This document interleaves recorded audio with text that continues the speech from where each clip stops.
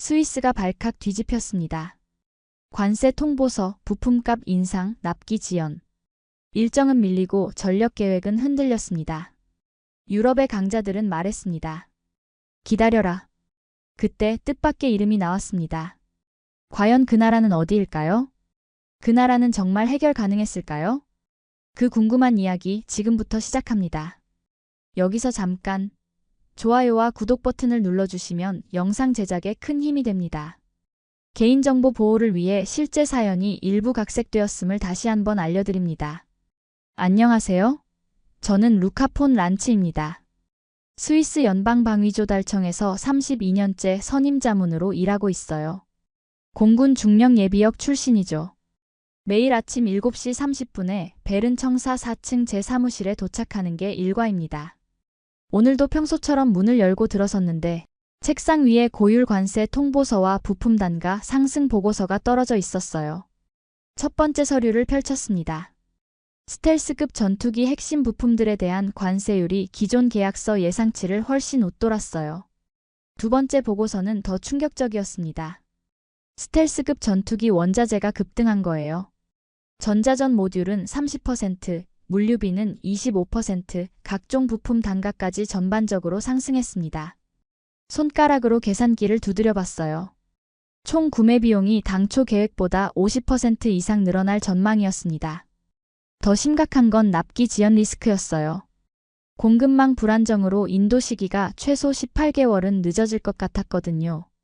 커피 한 잔을 마시며 상황을 정리해 봤습니다.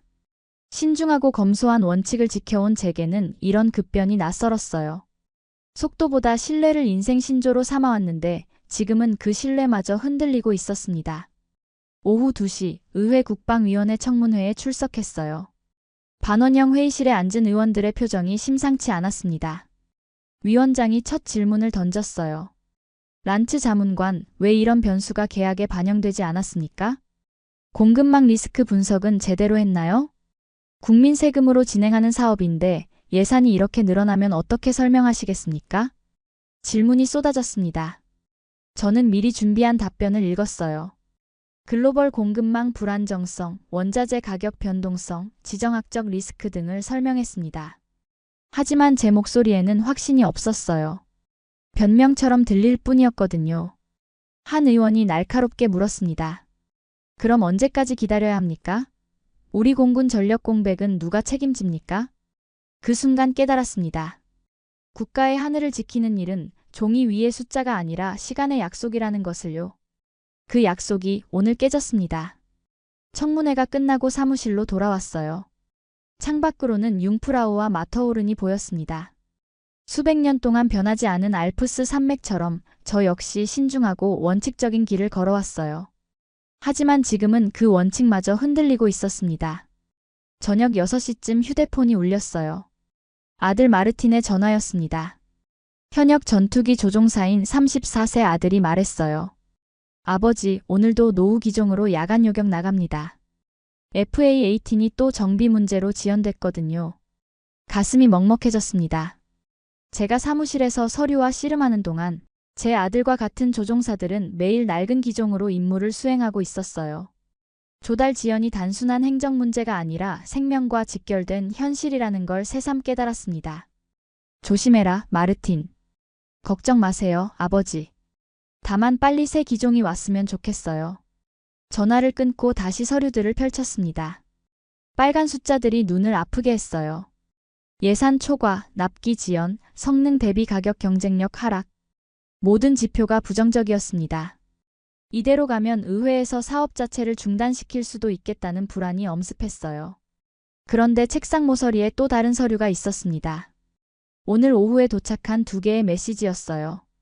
하나는 유럽 메이저 방산사 로비스트 엘렌 바르비에의 것이었습니다. 48세의 그녀는 20년간 이 업계에서 일해온 베테랑이죠. 다른 하나는 폴란드 공군 대령 안제이 코발스키의 메시지였어요. FA-50 신속 전력화 실무를 총괄한 55세의 현실파 군인이었습니다. 두 메시지는 정반대 방향을 가리키고 있었어요.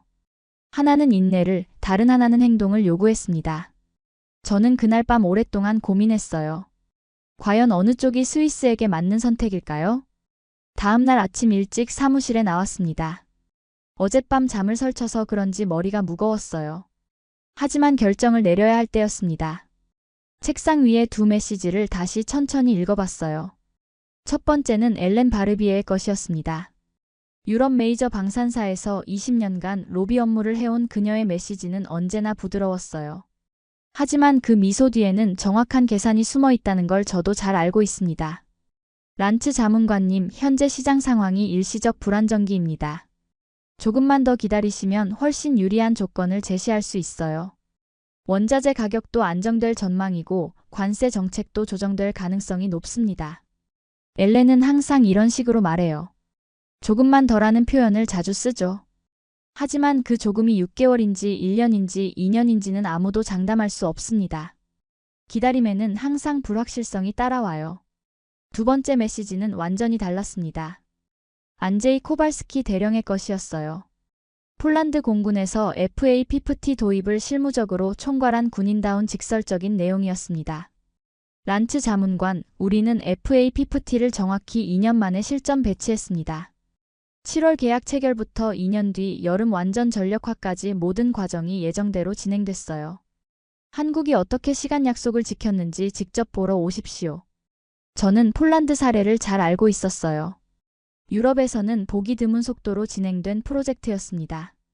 보통 이런 규모의 전투기 도입은 5년 이상 걸리는데 2년 만에 해낸 거였거든요.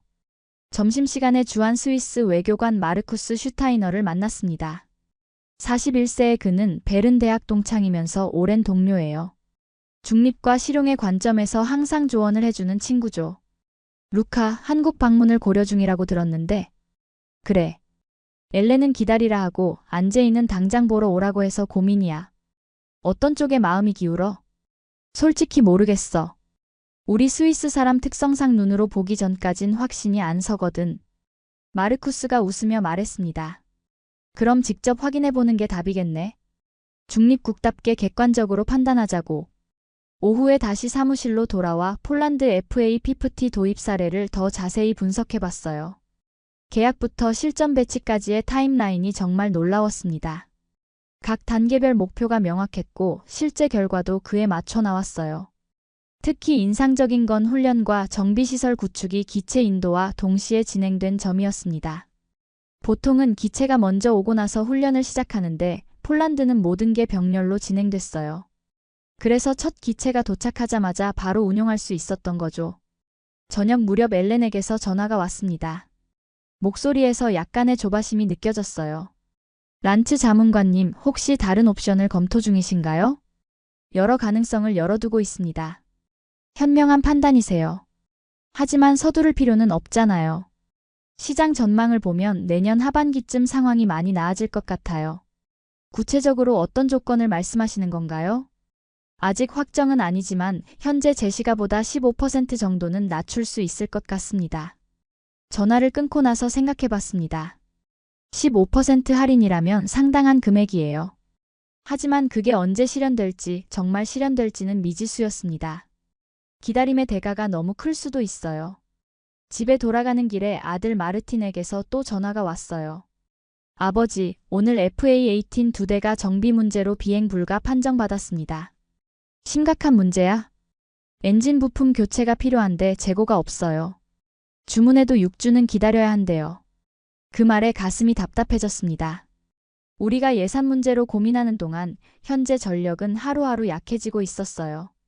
F4와 F5는 이미 퇴역했고 FA-18도 점점 한계를 드러내고 있었습니다. 그날 밤 침대에 누워서도 잠이 오지 않았어요. 창밖으로는 베른 시가지의 불빛이 반짝였습니다. 평화로운 풍경이지만 그 평화를 지키는 건 결국 준비된 방어력이라는 걸 잘 알고 있어요. 두 가지 목소리가 머릿속을 맴돌았습니다. 엘렌의 조금만 더 기다리면과 안제이의 지금 당장 보러 와라. 기다림에는 더 나은 조건의 가능성이 있지만 그 사이 우리 전력은 계속 약해집니다. 다음 날 새벽 5시에 일어났어요. 평소보다 2시간 빨랐습니다. 면도를 하면서 거울 속 제 모습을 봤어요. 62세 나이에도 현역으로 일하는 이유는 단 하나입니다. 국가 안보에는 타협이 없다고 믿기 때문이에요. 사무실에 도착해서 마르쿠스에게 전화를 걸었습니다. 폴란드와 한국 방문 일정을 잡아줘. 언제쯤 생각하고 있어? 가능한 한 빨리. 이번 주 안에. 알겠어. 안제이 대령에게 연락해 볼게. 누군가는 기다리라 했고 누군가는 보러 오라 했습니다. 나는 약속을 지킨 나라를 보기로 했어요. 바르샤바에서 차로 2시간 거리에 있는 폴란드 공군기지에 도착했습니다. 마르쿠스와 함께 온 이번 출장이 제 생각을 완전히 바꿔놓을 줄은 몰랐어요. 안제이 코발스키 대령이 기지 정문에서 우리를 맞았습니다. 란츠 자문관, 멀리서 와주셔서 고맙습니다. 직접 보시면 왜 우리가 한국을 선택했는지 이해하실 겁니다. 55세 안제이의 첫인상은 군인다운 간결함이었어요. 말이 많지 않지만 하나하나가 정확했습니다. 솔직하고 현실적인 성격이 금세 드러났죠. 기지 안으로 들어서자 가장 먼저 눈에 들어온 건 경납고였어요. 거대한 철제 구조물 안에 FA-50 전투기들이 질서정연하게 배치돼 있었습니다. 저 경납고가 2년 전엔 어땠나요? 도장만 남았던 빈 공간이었습니다. 새 전투기가 언제 올지 몰라서 그냥 방치하고 있었어요. 안제이가 경납고 안으로 저를 안내했습니다. 각 기체마다 전담 정비사들이 분주히 움직이고 있었어요. 유압 시스템 점검, 전자 장비 테스트, 엔진 상태 확인까지. 모든 작업이 체계적으로 진행되고 있었습니다. 정비 교육은 어떻게 받았습니까? 한국에서 교관팀이 와서 6개월간 집중 교육을 했습니다. 우리 정비사 20명이 한국 사천 공장에서 실습도 받았어요. 정비구역을 자세히 살펴봤습니다. 각종 장비들이 최신형이었어요. 진단 시스템, 유압 테스트 장비, 전자전 모듈 점검기까지 모두 FA-50 전용으로 설계된 것들이었습니다. 부품 공급에는 문제가 없나요? 지금까지 한 번도 지연된 적이 없습니다. 한국에서 약속한 납기를 정확히 지켜왔어요. 오후 1시 드디어 FA-50의 실제 비행을 보게 됐습니다. 활주로 끝에서 기다리고 있는데 멀리서 엔진 소리가 들려왔어요. 곧이어 FA-50 한 대가 완벽한 각도로 터치다운했습니다. 랜딩 기어가 활주로에 닿는 순간까지 흔들림이 없었어요. 기체가 택싱해서 우리 앞에 멈췄습니다. 캐노피가 열리고 젊은 폴란드 공군 중위가 내렸어요. 헬멧을 벗은 그의 얼굴에는 만족스러운 미소가 번졌습니다. 어떻습니까? 기체 상태는? 완벽합니다. F-16에서 전환한 지 3개월 됐는데 이제 완전히 적응했어요. 조종사의 자신감 있는 대답이 인상적이었습니다. 새로운 기종에 대한 불안보다는 신뢰가 더 컸어요. 이것이 성공적인 전력화의 증거였습니다. 경납고로 돌아가서 정비 상황을 더 자세히 봤어요.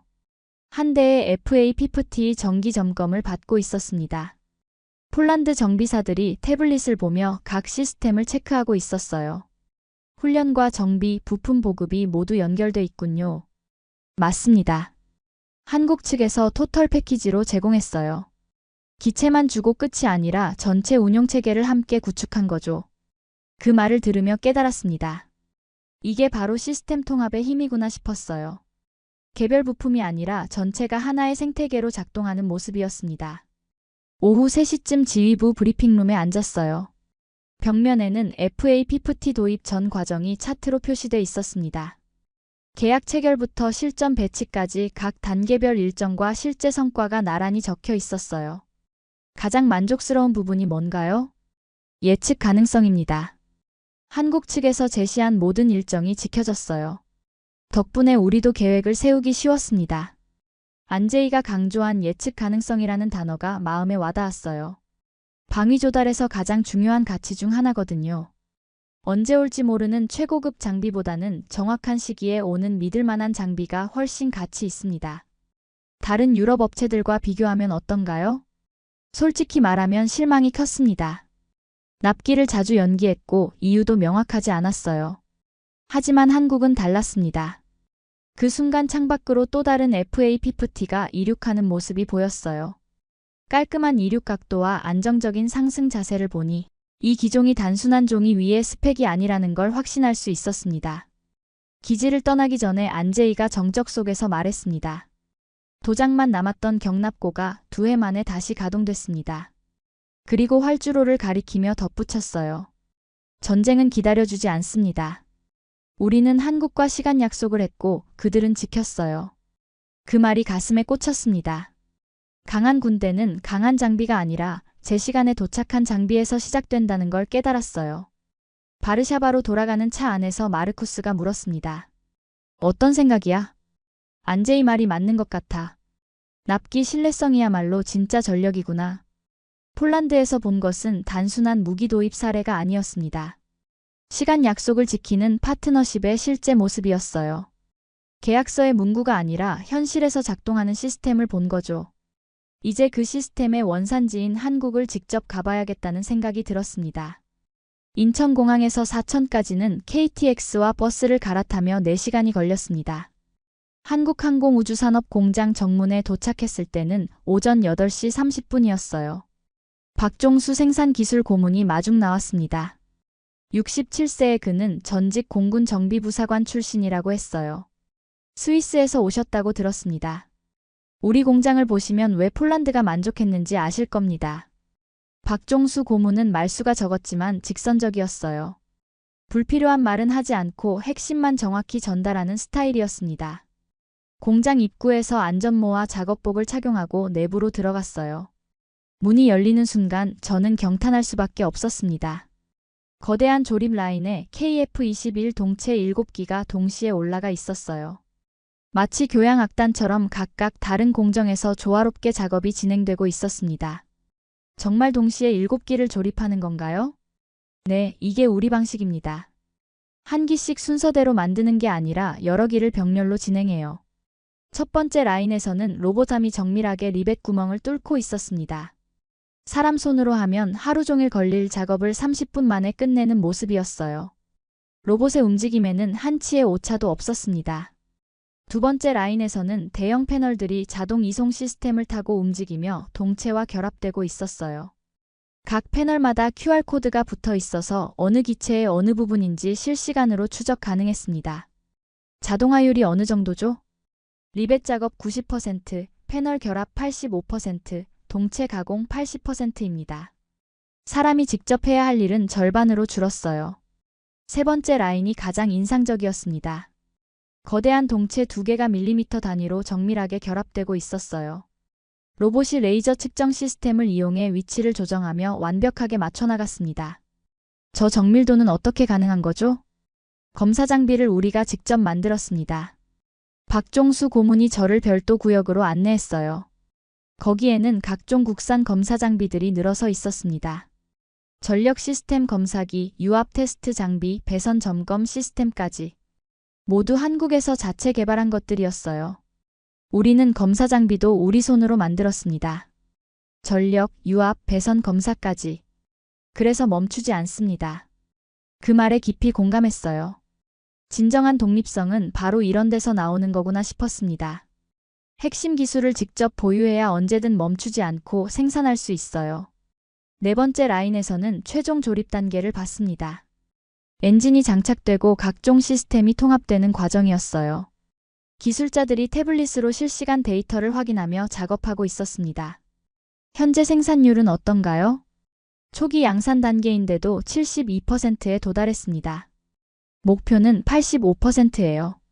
컴퓨터 화면에는 각 공정별 진행률과 품질 지표가 실시간으로 표시되고 있었어요.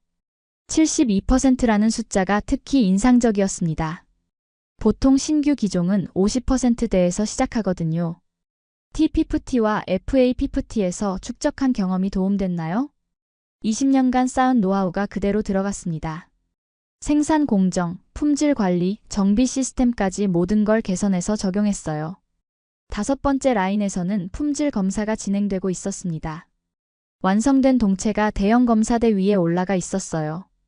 레이저 스캐너가 표면을 정밀하게 스캔하며 치수를 측정하고 있었습니다. 품질 기준은 어떻게 관리하시나요? 모든 공정에서 실시간 데이터를 수집합니다. 오차가 0.1mm라도 벗어나면 즉시 조정해요. 그 정밀도에 놀랐습니다. 스위스식의 제작 수준의 정확성이었어요. 우리나라가 자랑하는 정밀기계 가공 기술과 비슷한 수준이었습니다. 오후 4시쯤 가장 압도적인 장면을 목격했어요. 완성된 KF-21 한 대가 조립 라인에서 나와 롤아웃 준비를 하는 모습이었습니다. 은회색 동체가 햇살을 받으며 반짝였어요. 월 생산 능력은 어느 정도입니까?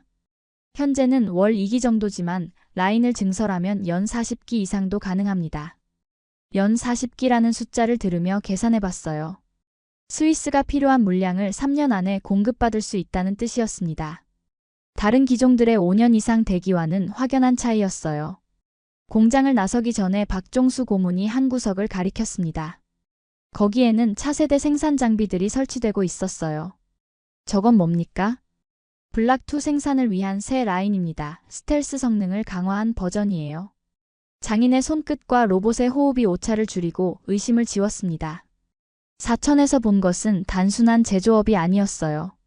전통적인 기능과 첨단 기술이 완벽하게 결합된 새로운 표준이었습니다. 공장을 떠나며 박종수 고문이 마지막으로 말했어요. 우리는 멈추지 않게 만들었습니다. 부품도, 정비도, 교육도 모두 우리 손 안에 있거든요. 그 확신에 찬 목소리가 오래 기억에 남았습니다. 다음 날 오전 카이 본사 회의실에 앉았습니다. 벽면을 가득 채운 대형 스크린에 비교표가 떠올랐어요. 마르쿠스와 저는 숨을 죽이고 화면을 바라봤습니다. 지난 몇 달간 고민했던 모든 질문에 대한 답이 그 숫자들 속에 있었거든요. 카이 수출 담당 이사가 발표를 시작했습니다. KF21 초도 단가는 약 1,000억 원입니다. 하지만 대량 양산 시에는 800억 원대까지 낮출 수 있어요. 그 숫자를 들으며 머릿속으로 계산해봤습니다. 현재 검토 중인 유럽 기종들보다 30% 이상 저렴했어요. 그런데 단순히 싸다는 게 아니었습니다. 성능 대비 가격이 합리적이라는 뜻이었죠. 납기는 어떻게 되나요? 현재 생산 라인으로는 연 24기, 라인 증설 시 연 40기 이상 공급 가능합니다. 스크린에 생산 확장 플랜이 나타났어요. 2026년 추가 라인 구축, 2027년 본격 대량 생산 체제 도입. 스위스가 필요로 하는 36기를 3년 안에 공급받을 수 있다는 계산이 나왔습니다. 다른 기종들과 비교하면 어떤가요? 유럽 주요 기종들은 현재 5년 이상 대기 상태입니다. 초기 병목 현상과 높은 단가, 긴 대기 기간이 문제죠. 화면이 바뀌며 성능 로드맵이 나타났습니다. 현재 블락 1 사양부터 시작해서 향후 업그레이드 계획까지 상세히 나와 있었어요. A사 레이더는 언제부터 적용되나요? 이미 적용됐습니다. 그리고 전자전 시스템과 IRST도 기본 탑재예요. 블락2는 어떤 차이가 있습니까? 스텔스 성능을 대폭 강화합니다. 2028년부터 양산 예정이에요. 이사가 다음 화면을 띄웠어요. 경쟁 기종들과의 상세 비교표였습니다. 가격, 납기, 성능, 확장성 모든 면에서 KF21이 균형 잡힌 모습을 보여줬어요. 가장 큰 차이점이 뭔가요? 통합 지원입니다. 기체만 파는 게 아니라 훈련, 정비, 부품 공급을 토털 패키지로 제공해요. 그 설명을 들으며 폴란드에서 본 모습이 떠올랐습니다. 개별 제품이 아니라 전체 시스템으로 접근하는 방식이었어요. 이게 바로 진정한 경쟁력이구나 싶었습니다. 정비 훈련은 어떻게 진행됩니까? 한국에서 6개월, 현지에서 6개월. 총 1년간 완전 숙련까지 책임집니다. 스크린에 훈련 프로그램 상세 내용이 나타났어요. 이론 교육부터 실습, 고장 진단, 부품 교체까지 체계적인 커리큘럼이었습니다. 마르쿠스가 질문했어요. 부품 공급 안정성은 어떻게 보장하나요?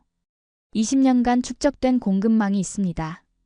T-50T와 FA-50T 운용국들과 공통 부품을 많이 사용해서 규모의 경제도 확보됐어요. 그 대답이 중요했습니다. 부품 공급 안정성은 장기 운용에서 가장 핵심적인 요소거든요. 아무리 좋은 전투기라도 부품이 없으면 무용지물이니까요. 한국 공군도 같은 기종을 쓰나요? 물론입니다. 우리 공군이 주력으로 운용하는 기종이에요. 그래서 더 안심하고 공급할 수 있습니다. 그 말에 안도감이 들었어요. 수출용과 자국용이 다른 경우가 많은데 KF21은 한국 공군의 주력기였습니다. 이는 곧 지속적인 개량과 지원이 보장된다는 뜻이었어요. 회의가 끝나고 점심을 먹으며 마르쿠스와 이야기했습니다. 어떻게 생각해? 숫자가 말하고 있어. 가격, 납기, 성능 모든 면에서 균형이 잡혀 있다고. 그런데 아직 엘렌의 제한도 있잖아. 맞아. 하지만 확실한 건 지금 여기 있고 불확실한 건 미래에 있어. 오후에는 한국공군 관계자와의 간담회가 있었습니다. 현역 대령이 직접 KF-21 운용 경험을 설명해줬어요. 실제 운용해보니 어떻습니까? 기대 이상입니다. 특히 정비성이 뛰어나서 가동률이 높아요. 구체적인 수치가 있나요? 현재 90% 이상 유지하고 있습니다. 90% 가동률이라는 숫자가 인상적이었어요. 이는 대부분의 유럽 기종들보다 높은 수치였습니다.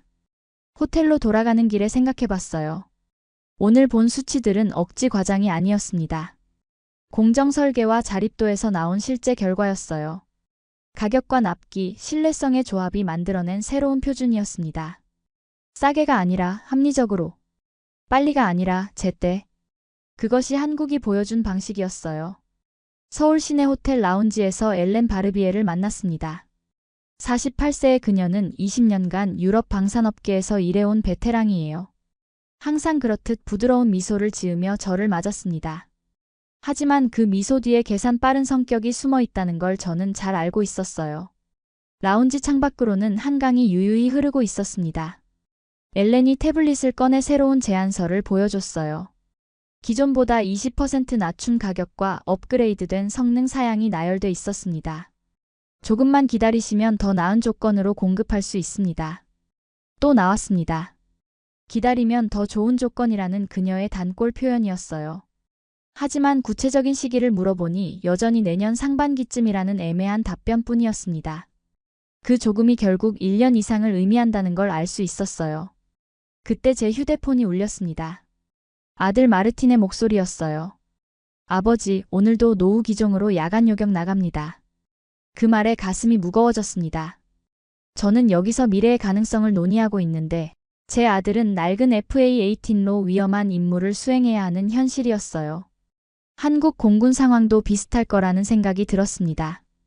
F4와 F5는 이미 퇴역했고 기존 기종들도 점차 노후화되고 있어요. 그래서 한국도 KF-21 조기 전력화를 서두르고 있는 거겠죠. 전력 공백 최소화를 위해서 말입니다. 전화를 끊고 엘렌이 조심스럽게 말했어요. 가족의 안위를 생각하면 더 신중한 선택을 해야 한다는 암시였습니다. 하지만 과연 기다림이 더 안전한 선택일까요? 호텔 방으로 돌아가 창밖 활주로를 내려다봤어요. 김포공항에서 이착륙하는 항공기들이 정해진 시간에 정확히 뜨고 내리고 있었습니다. 항공업계에서 시간 약속은 생명과 같은 거예요. 그 순간 박종수 고문의 말이 떠올랐습니다. 우리는 멈추지 않게 만들었습니다. 그리고 안제이 대령의 말도요. 전쟁은 기다려주지 않습니다. 마르쿠스와 대화를 나눴어요. 엘렌의 20% 할인 제안이 매력적이지만 언제 실현될지 모른다는 게 문제라고 했습니다. 확실한 건 현재에 있고 불확실한 건 미래에 있다는 제 생각에 그도 동의했어요. 서울의 야경을 보며 항공기들이 정시 운항하는 모습을 지켜봤습니다. 지연은 곧 위험이라는 걸 새삼 느꼈어요. 군사력도 마찬가지였습니다. 정해진 시간에 전력화돼야 의미가 있어요. 그 순간 명확하게 깨달았습니다. 우리가 오늘 미루는 건 내일 하늘의 빈자리라는 것을요. 엘렌의 제안이 매력적인 건 사실이에요. 더 좋은 조건, 더 나은 가격, 더 앞선 기술. 하지만 그 모든 것들이 언젠가라는 불확실성 위에 세워져 있었습니다. 반면 한국의 제안은 지금 당장 확인할 수 있는 실체가 있었어요. 밤늦게 최종 결정을 내렸습니다. 32년간 방위 조달 업무를 하면서 배운 가장 중요한 교훈이 있거든요. 최고가 아니라 최적을 선택하는 것, 그리고 약속을 지키는 파트너를 고르는 것입니다. 베르냉 비행기 안에서 저는 빈 노트북 화면을 바라보고 있었습니다. 지난 일주일간의 경험이 머릿속에서 정리되기를 기다리고 있었어요. 창밖으로는 알프스 산맥이 보였습니다. 고향으로 돌아가는 길이었죠. 마르쿠스가 옆자리에서 잠들어 있는 사이 저는 조용히 키보드를 두드리기 시작했습니다. 제목부터 고민됐어요. 스위스 공군 차세대 전투기 도입 방안이라고 썼다가 지우고 다시 혼합 전력 구축 계획이라고 적었습니다. 첫 번째 섹션은 현재 상황 분석이었어요. 스위스 공군의 FA-18 호넷 퇴역 일정, F4와 F5 이미 퇴역 완료, 그리고 전력 공백의 위험성을 정리했습니다. 숫자로 표현하니 더욱 명확해졌어요. 두 번째 섹션에는 KF-21 주력 도입안을 썼습니다. 폴란드에서 확인한 납기 신뢰성, 사천에서 본 생산 능력, 그리고 합리적인 가격 구조까지. 모든 근거가 실제 경험에 바탕을 두고 있었어요. 초도 물량 24기를 1,000억 원대로 시작해서 추가 도입 시 800억 원대까지 단가 절감이 가능하다고 적었습니다. 연 40기 생산 능력을 고려하면 3년 안에 필요 물량 확보가 가능했어요. 세 번째 섹션은 보안 전력에 관한 내용이었습니다. 특정 임무는 소수의 스텔스기로 보완하되 주력은 KF-21로 구성하는 혼합 전력 개념이었어요. 이렇게 하면 예산도 절약하면서 임무 효율성도 높일 수 있었습니다. 네 번째 섹션에는 토털 패키지 계약을 제안했어요. 기체만 사는 게 아니라 훈련, 정비, 부품 공급을 하나의 패키지로 묶는 방식이었습니다. 폴란드 사례에서 확인한 성공 모델이었죠.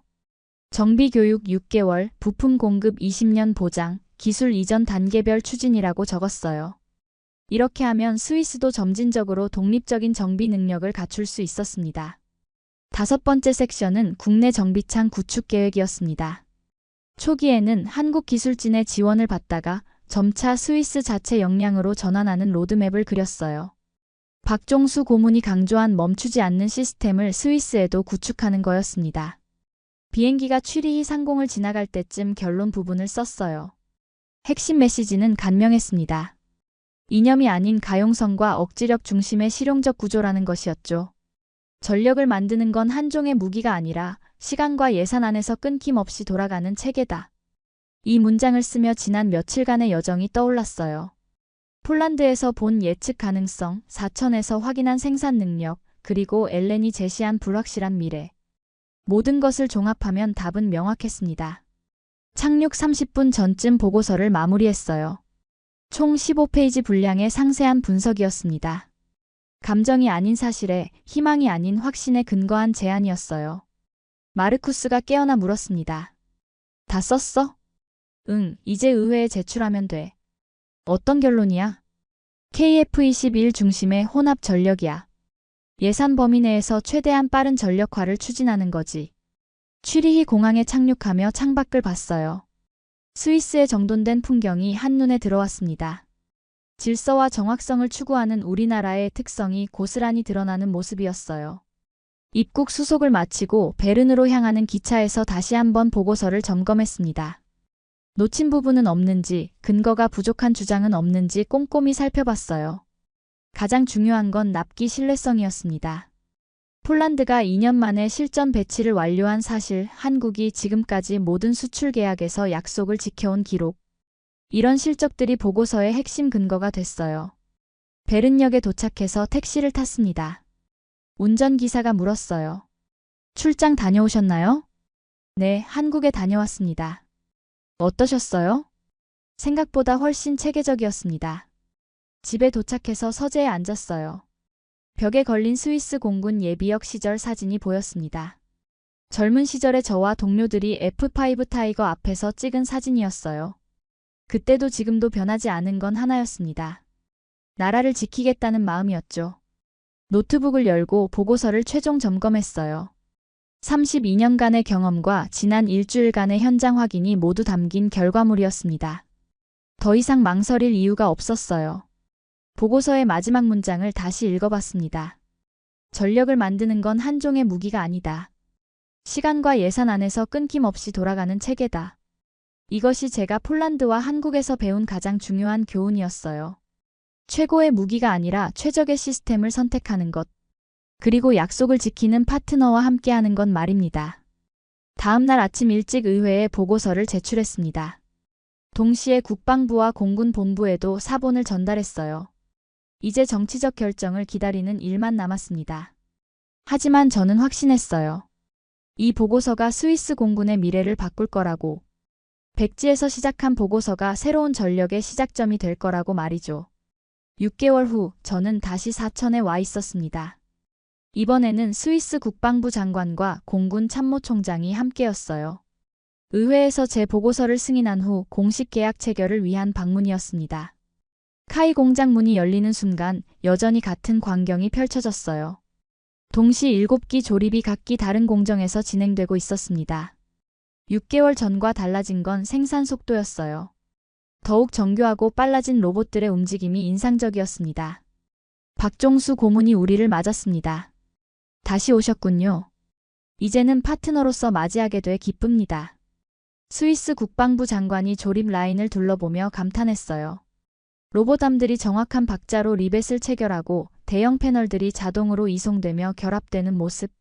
사이렌 소리 대신 정밀한 기계음이 공장 전체에 울려 퍼졌습니다.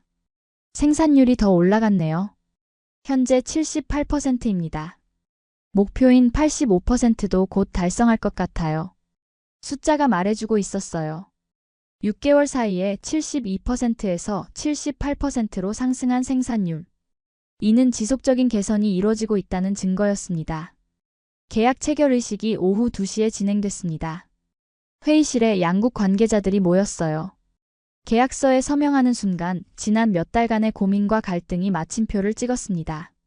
스위스 공군 참모총장이 말했습니다. KF-21 도입으로 우리 공군이 새로운 시대를 열게 될 것입니다.